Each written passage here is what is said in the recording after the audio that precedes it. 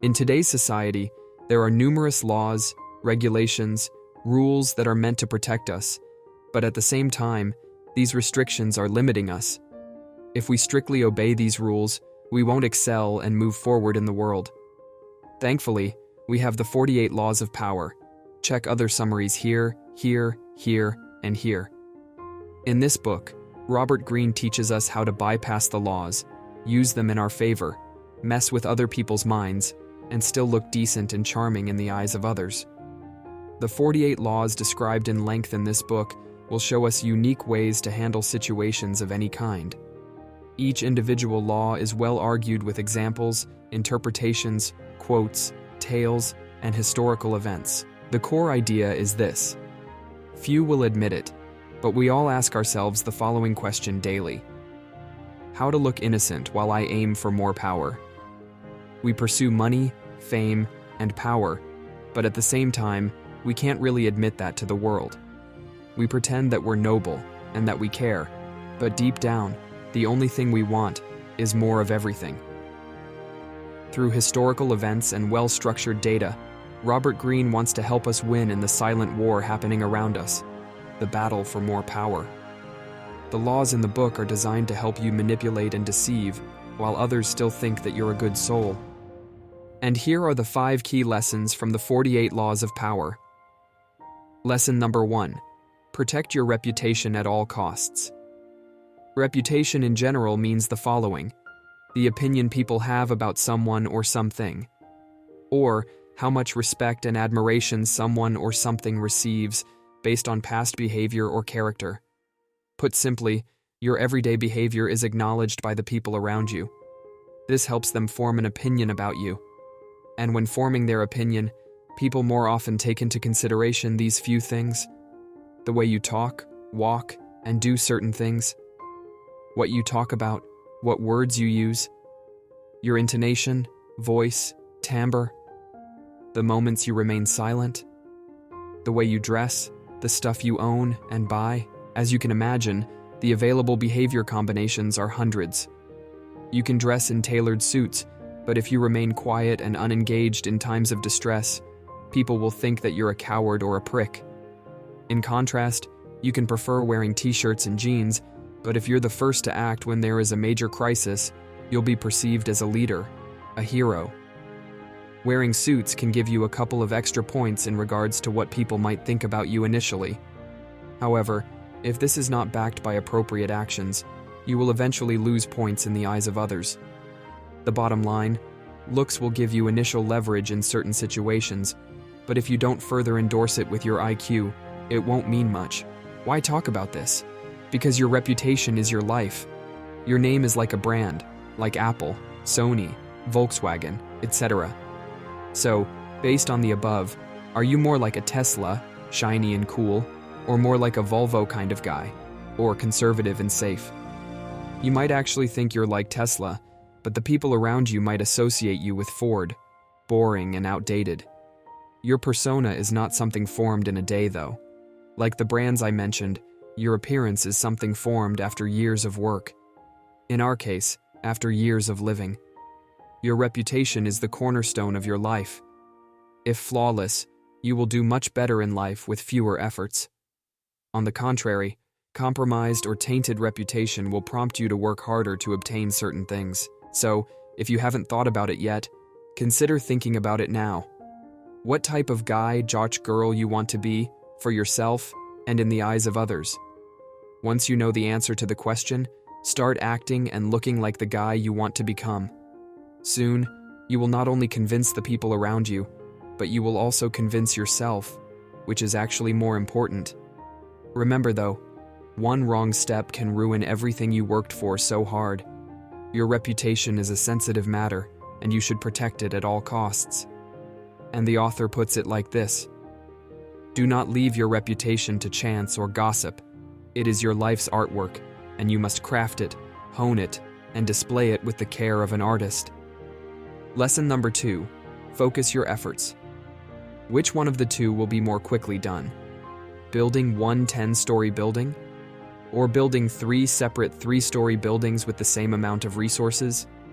Even though the 3-story buildings will be with fewer floors, it will take you much longer to build 3 separate buildings in 3 different locations than building one bigger structure. Simply, your efforts are channeled towards creating one thing, thus the faster turnaround time.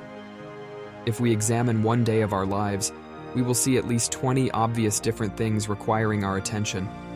Getting out of bed, dressing up, making coffee, going to the bathroom, pouring water, talking to other people, driving, showering, making dinner, shopping, writing texts, emails, walking, talking to the phone, reading, resting, getting up to grab the remote control, sleeping, thinking. Our thoughts are the biggest source of assignments, though. The thought of a juicy hamburger appears in your mind and voila, you're hungry. The assignment? To find what to eat? From where? How much will it cost? Will I do it myself, or I will order? The reason we have so many things on our plate and so few tasks actually complete, it's because we're constantly making more assignments on our own, in our own minds. Daily, our brain generates more than 50,000 thoughts. That's around 34 thoughts per minute. What I want to say is that there is constant traffic in our heads, and pretty much all vehicles have their own separate final destination. This ultimately resolves into few or zero real accomplishments each day. Focusing our efforts should start by first focusing on your thoughts. It's no secret that if you pursue a certain goal, a certain dream, for long enough, you will eventually reach it. The problem is that there are thoughts coming each minute about things that aren't really related to our final destination. Go to the bathroom, check your Facebook, talk to your colleague, check your email, order food, watch the funny video you saw the other day again, check your Twitter, respond to an email. Even though stopping these thoughts to appear in our minds is kind of impossible, you can do the following. While working on a particular task, acknowledge each sabotaging thought that appears.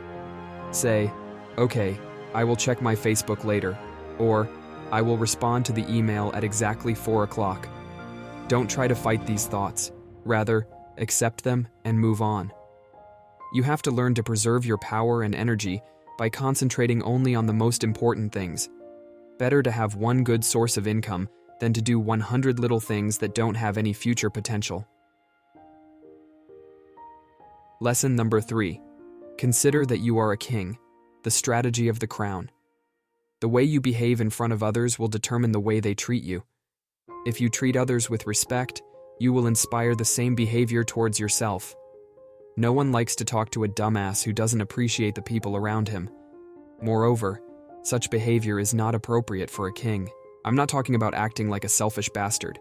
I am talking about behaving with gratitude, honesty, building a character who is destined for great things. Even though the idea of acting like a king might sound absurd and overly egoistic, you need this in your life. As we age, we start to realize that there are certain limits blocking us from achieving what we desired when we were younger. Over time, we start to feed our mind with limiting beliefs. You can't do that. That's impossible. You will never become a writer. You're too old for this shit. Eventually, we start to expect less from life. We settle down for an average job, mediocre salary, and an ordinary lifestyle. The dreams and the hopes we once had get replaced for Netflix and chill kind of lifestyle. This, as you can imagine, leads to depression. There is only one way to get rid of all this negativity: by forgetting your natural restrictions and by getting more persistent in your demands from life. How can you do this? Start believing that you're destined for amazing things. This inner confidence, when it's pure and real enough, will show you the way, give you strength, and inspire you to pursue your goals once again. There are 3 main tactics mentioned in the book, called the strategy of the crown, that will help you achieve any ambitious goal. First, always want a lot. From life, from others, form yourself. Raise the bar high enough and don't settle with less. Second, follow the footsteps of the people who have achieved success in the field you're trying to grow. Research what they did and how they did it. Third, build a lasting and mutually respectful relationship with the people in your field and in your surroundings. It's always best to have influential people on your side. You never know at what point you will need assistance from them. Imagine that your life is a kingdom, and that you're the main player, the king. It depends on you whether your kingdom will thrive or will perish. And according to the author, the strategy of the crown is based on a simple chain of cause and effect. If we believe we are destined for great things, our belief will radiate outward, just as a crown creates an aura around a king. Lesson number 4. Aim to influence the minds and the hearts of others. The easiest way to win someone on your side is by paying enough attention to his individual needs. Respect his feelings, focus on what's dearest to him, talk only about his interest, and act like you're really interested in what they are saying. If you don't pay attention to the aspirations, feelings, and opinions of the people who are surrounding you, they will sooner or later hate you. That's what big brands like Amazon, Google, Apple are doing, and that's why they are so successful. Why should all of this concern you? If you're planning to start your own online business, or any kind of business for that matter, your main concern should be the needs of others, not yours.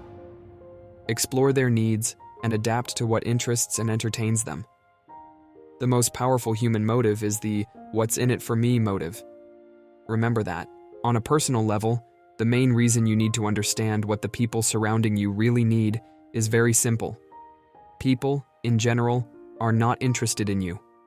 They have their own desires and motives, usually different than yours. You get the conflict. People are selfish and aren't interested in you, but you need their help to acquire power. So, what you can do? Reveal your true identity, your fears, troubles, weaknesses. Add to this your strengths, but don't forget to show that you're human first. People connect faster with others who have weaknesses. Why? Because they have flaws too. Hey, simply try to hide them. So, by revealing your disadvantage first, you will give them a false belief of superiority over you. Then, they will open up and share with you their secrets, giving you valuable information that you can use against them. It might sound cruel, but life ain't easy. Lesson number 5. Act brave, be brave. Fear is not just a feeling. It's an emotional sensation that causes a change in our metabolism and in our organ functions. Ultimately, a change in behavior. When we feel fear, both our body and mind work in sync to get rid of this nasty sensation and feel safe again.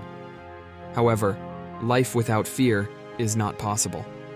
That's why the author advises the following. When feeling fear, act courageously.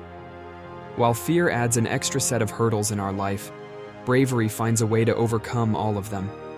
Courage, also called bravery, is a choice, a willingness to confront agony, pain, danger, uncertainty, or intimidation. It's a completely different human reaction and helps the host to gain incredible strength in time of need. Courage makes you feel more powerful, authoritative, even better looking. It adds an extra layer of confidence in your voice, thus making your stories sound even more authentic.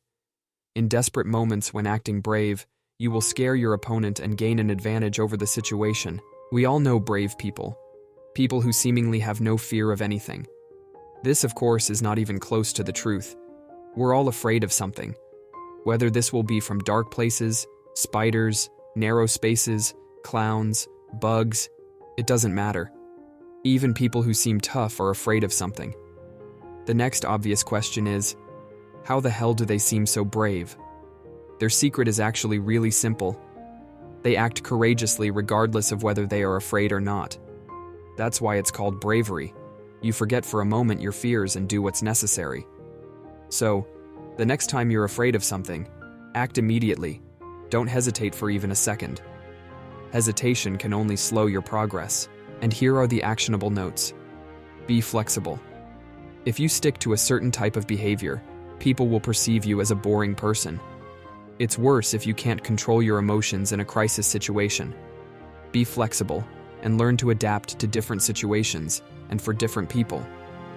You should be like water and become whatever the situation requires.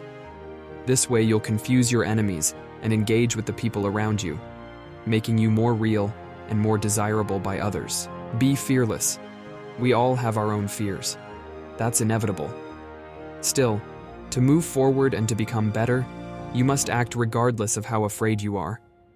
List all of your fears and commit to act the next time you encounter a horror-like situation. The more you act despite your fears, the better you'll become. Control your emotions. Leaders in an organization think that the louder they shout, the more others will respect them. It's quite the opposite. Mad behavior is a sign of weakness, not as something that gives authority. Do everything possible to control your emotions and keep your mind sharp. If you gave in to your emotions, you let go of your rational thinking. Thus, things go bad. Put on a mask. Don't assume that people will like you for yourself. They'll like you only if you have something to offer. Put your cool mask and give them a show. When you meet people, you need to put a mask, the one that's best suited for the group of people you're meeting. Set a high goal. Though we all roll our eyes when we read the following quote, "Shoot for the moon. Even if you miss, you'll land among the stars." It's totally true. Follow the strategy of the crown. Only when we believe we are destined for great things we can achieve them, and here is my personal takeaway from this book. After I've read the 48 Laws of Power, I've purchased all other books written by Robert Greene, and I'm happy to say that I'm a big fan of his work till this very day. You rarely read books like this one. You can tell that Robert Greene did a hell of research to create this masterpiece. Each fact mentioned inside is perfectly balanced, and it's adding up amazingly well to the point the author is trying to prove. Besides learning how to influence people, you will also learn a lot of interesting historical facts about world-famous people that will broaden your perspective. The main thing I got from the book is the importance of controlling your emotions, staying calm in difficult situations, sounding confident when in doubt, smiling when you want to cry. A true influencer will be in total control when facing difficult situations and will hide his true feelings behind a mask. And according to the author, do not leave your reputation to chance or gossip. It is your life's artwork, and you must craft it, hone it, and display it with the care of an artist. When you show yourself to the world and display your talents, you naturally stir all kinds of resentment, envy, and other manifestations of insecurity. You cannot spend your life worrying about the petty feelings of others. Thank you for tuning in to Level Up Plus. If you're ready to transform your life and become a leader who excels and inspires, you're in the right place. Our mission is to empower you to reach new heights with content that drives growth and fuels your passion for lifelong learning. Don't just watch. Commit to your journey of personal and professional mastery. Hit that subscribe button, turn on notifications, and join our community of ambitious achievers. Together, we'll push limits, embrace change, and level up like never before. Your next breakthrough starts here.